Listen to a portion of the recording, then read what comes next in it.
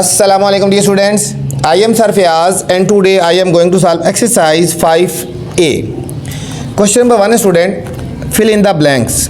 हमने fill in the blanks, हमें कुछ fill in the blanks given है, हमने इनको fill करना है. ठीक है, if a typist types 900 words in 1 hour, ठीक है, एक typist है वो 900 words type करता है 1 घंटे में, 1 hours में.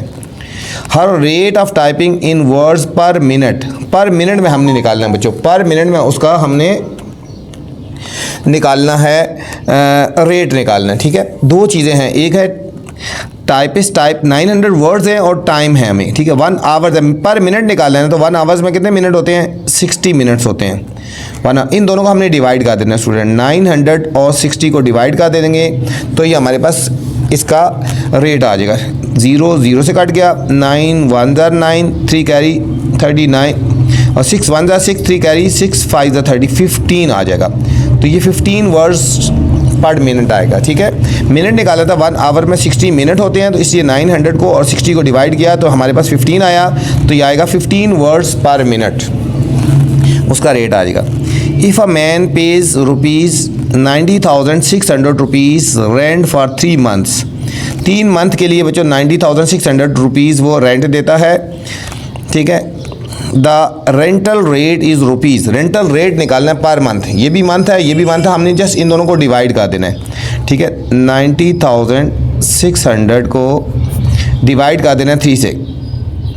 देखो 3 1 ज़ा 3, 3 3 ज़ा 9, 0 ऐसे, 3 2 ज़ा 6 और 0 0, 30,200 रुपीज़ पर मंथ कितना आएगा, 30,200 रुपीज़. ये हमारे उसका पर मंथ आ गया. ठीक है, क्योंकि ये भी मंथ थे और फाइंड करना था मंथ में से, इन दोनों को डायरेक्ट हमने डिवाइड कर दिया. If rupees 2,406 is charge for 74 units, 74 units के लिए बच्चों ये 2,406 रुपीज़ चार्ज किए जाते हैं. ठीक है, द रेट हमने निकालना है पर यूनिट, हमने इन दोनों को डिवाइड कर देना है. इनको यहाँ डिवाइड कर लेते हैं. देखो 2406 इसको हमने डिवाइड कर देना है 74 से. ठीक है, 74 को पहले हम 3 से मल्टीप्लाई करते हैं, 3 4 ज़ा 12, 2 1 कैरी, 3 7 ज़ा 21 और 122.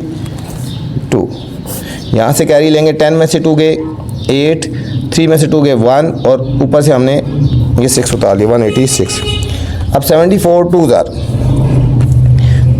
2 4 ज़ा 8, 2 7 ज़ा 14, 148 आ गया. इनको सब्ट्रैक्ट करेंगे, यहाँ से कैरी 18 में से 8 गए और 16 में से 8 गए 8, यहाँ रह गए 7 में से 4 गए 3, 38. अब हमने पॉइंट लगा के बच्चों 0 लगा देना है.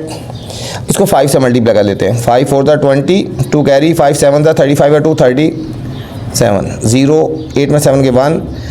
अब हम एक 0 लगा सकते हैं, 74 1 ज़ा 74 तो 32.51 आ जाएगा बच्चों, यहाँ पे आएगा 32.51. ठीक है, बुक के एंड में 32.54 गिवन है, 32.54 नहीं आता, 32.51 ही आंसर आता है बच्चों. A machine is used to stamp a bottle caps. If 150 bottle caps can be stamped in 30 seconds, the rate is caps per second. ये भी सेकंड है ये भी सेकंड है, जस्ट इन दोनों को डिवाइड कर देते हैं. 150 को 30 से डिवाइड कर लेते हैं स्टूडेंट, 0 0 से कट के 3 1 ज़ा 3 5 ज़ा तो आएगा 5 caps per second, 5 caps per second इसका आंसर आ गया. ये तो student question number 1. Question number 2 है, a man earns rupees 5,500 in 5 days week. ठीक है, वीक के 5 दिनों में, ठीक है, ये इतने पैसे कमाता है. What is his pay for 3 days. ठीक है, यहाँ पे भी डेज़ की बात हो रही है और यहाँ पे भी डेज़ की बात हो रही है, मतलब रेशो एक जैसी है. ठीक है, क्वांटिटी एक जैसी है, रेशो एक जैसी है इन दोनों में. तो चलते हैं सॉल्यूशन की तरफ.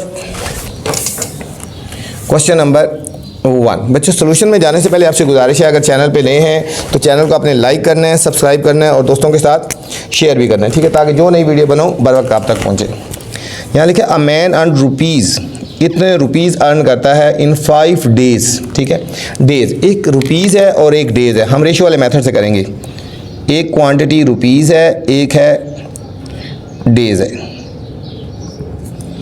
अब कितने हैं, 5,500 रुपीज़ अर्न करता है 5 डेज़ में.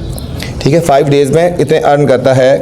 What is his pay for 3 days, 3 days की हमने पे निकाली है, इसको हम एक्स कर लेते हैं, इसको हमने एक्स कर देने हैं, ठीक है। दोनों में डायरेक्ट रेशो लगेगी बच्चों। डायरेक्ट का मतलब है दोनों का रुख एक तरफ का लेंगे एरो का, ये और डायरेक्ट का मतलब है दोनों को हमने एक जैसा लिखना है। अगर हम इसको ऐसे लिख लेंगे x बाय 5500, तो इसको भी इसी तरह लिखेंगे 3/5, ठीक है। हम इसको ऐसे लिख रहे हैं x बाय 5500 और 3/5, इन दोनों को एक दफ़ा लिखेंगे, ये हमारे पास डायरेक्ट रेशो है, ठीक है। अब इनको क्रॉस मल्टीप्लाई करें, हमने x की वैल्यू फाइंड करनी है, इसको क्रॉस मल्टीप्लाई कर देंगे। x = 3 मल्टीप्लाई ये 5500 इधर आ जाएगा, क्रॉस मल्टीप्लाई हो गए बाय 5 रह जाएगा। अब इसको कटिंग कर लेते हैं, देखो 5 1 0 और 0, x = 3300, ठीक है। और लिखा what is his pay for 3 days, हम लिखेंगे हिज पे फॉर 3 डेज़ = ₹3300, ठीक है बच्चों। ये जो आंसर आया उसकी 3 डे की पे आ गई। बहुत ही सिंपल सा क्वेश्चन था, कोई इतना मुश्किल नहीं था। नेक्स्ट क्वेश्चन नंबर 3 है। क्वेश्चन नंबर 3, अ मशीन स्टैम्प्स 720 बोटल्स कैप्स इन 2 मिनट्स। एक मशीन स्टैम्प्स करती है 720 बोतल कैप्स को 2 मिनट्स में। How many bottle caps can be stamp in 40 second. यहाँ स्टूडेंट गौर करो, यहाँ पे मिनट की बात हो रही है, यहाँ सेकंड की बात हो रही है, ठीक है। इंपॉर्टेंट क्वेश्चन है, इसके ऊपर आपने स्टार लगा लेना है, इसके ऊपर आपने स्टार लगा लेना है, इंपॉर्टेंट क्वेश्चन है, ठीक है। ये अक्सर आ जाता है, इसके ऊपर आपने स्टार लगा लेना। जिस क्वेश्चन के ऊपर कोई ना कोई पॉइंट होगा तो मैं आपको स्टार लगाऊंगा और आपने उनको भी अच्छी तरह आपने हाईलाइट कर लेना है और स्टार लगा लेना है। क्वेश्चन नंबर 3 क्या है? अ मशीन स्टैम्प्स 720 बोटल्स, आगे हम स्टूडेंट डॉट डॉट लगा देते हैं, ठीक है। फिर बता रहा हूँ, इसके ऊपर आपने स्टार लगा लेना है। इस क्वेश्चन में पॉइंट है और जो मैं क्वेश्चन हाईलाइट करवाता हूँ आपने भी उनको अच्छी तरह हाईलाइट कर लेना है, ठीक है। इस क्वेश्चन में बात हो रही है बोटल्स की और टाइम की बात हो रही है, ठीक है। हम यहाँ लिखेंगे बोटल्स और टाइम हम जो लेंगे सेकंड्स में लेंगे, क्योंकि हमने सेकंड में फाइंड करना है ना यहाँ पे। इस क्वेश्चन में ये पॉइंट है, 720 बोटल्स